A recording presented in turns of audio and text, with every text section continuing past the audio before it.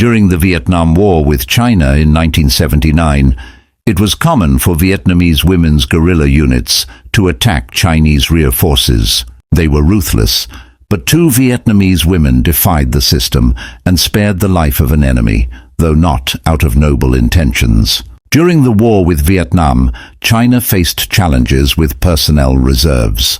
The mobilized resources were there, but the recruits lacked military skills. 1 month of training was not enough to prepare strong soldiers. So, inexperienced recruits were sent to support roles. Young men organized supplies of material and technical resources to the front. They became easy targets for Vietnamese women's guerrilla units. Fearless Vietnamese women would attack these rear headquarters, destroying everything in their path: supplies, humanitarian aid, medicine, equipment, ammunition, and soldiers. They left no one alive, chasing down even those who dropped their weapons and tried to flee in panic. The women showed no mercy to those who tried to surrender. Compassion for the enemy was not part of their code. But one day, the guerrilla fighters made an exception.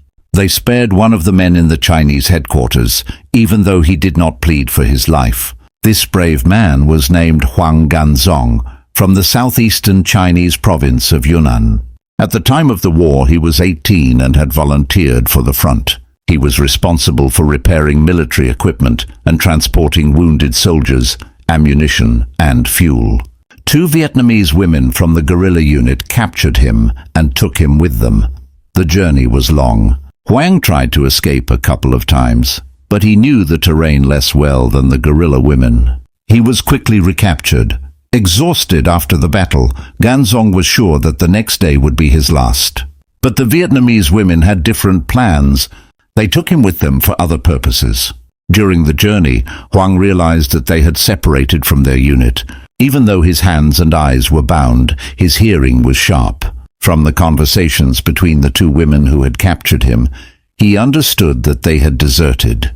The guerrilla fighters were seriously discussing the decision to live in the forest because they were tired of the war. They needed Ganzong for carnal purposes. They chose Huang because they were attracted to his appearance. He was indeed a strikingly handsome man, something that had been noted since his childhood. As he grew older, his attractiveness increased. Chinese artists often invited him to pose for their paintings, generously rewarding him for his modeling. Huang was also very popular with women. Admirers seemed to appear out of nowhere, asking him to marry them, even when he was still very young. For several days, Ganzong traveled deep into the forest, accompanied by the 2 Vietnamese women. The final destination of their journey was a hut made of bamboo and leaves that the women had built. There, they fed him, gave him water, and allowed him to rest after the long road. The next day, however, Huang faced grueling labor. The real reason he had been taken captive.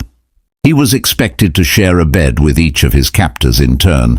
Initially, he tried to escape, pretending he needed to use the toilet. But unfamiliar with the terrain and fauna, he encountered a poisonous snake. The snake bit him. The intoxication made Huang lose consciousness. The same Vietnamese women found him. They promptly provided first aid, applied poultices, and nursed him back to health.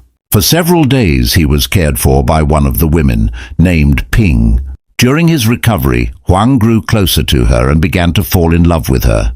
He eventually accepted his fate, and soon Ping gave birth to his child. This life continued for 13 years until, one day, while walking around the area, Ganzong discovered a bottle with Chinese writing on it. He realized he was not far from the border. He began studying the terrain, and when his captors let their guard down, he escaped. It took him several days to flee.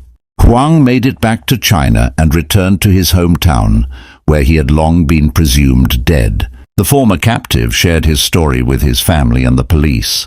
Although his life in captivity had felt like torture, he regretted until the end of his days that he never saw either his child or Ping, whom he had grown to love deeply, ever again.